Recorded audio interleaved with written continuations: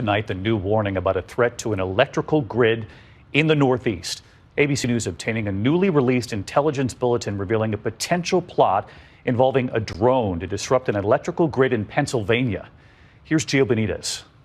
Tonight, a newly released intelligence bulletin obtained by ABC News reveals a potential plot to disrupt the U.S. electrical grid. This is a modified drone recovered from the top of a building in Pennsylvania, right next to an electrical substation. Two ropes hanging from the rotor arms, at the end of them, a thick copper wire strung in between. The Department of Homeland Security tonight saying it was likely intended to disrupt operations by creating a short circuit to cause damage to transformers or distribution lines.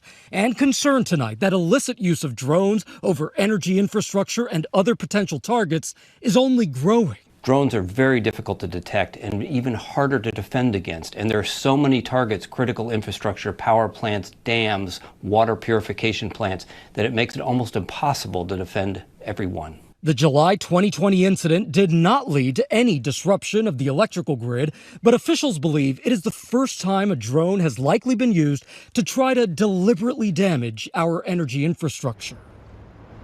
And David, federal officials say whoever was behind this removed the camera, the memory card, and all markings in an effort to hide their identity. David. All right, Gio Benitez with us tonight. Thank you, Gio.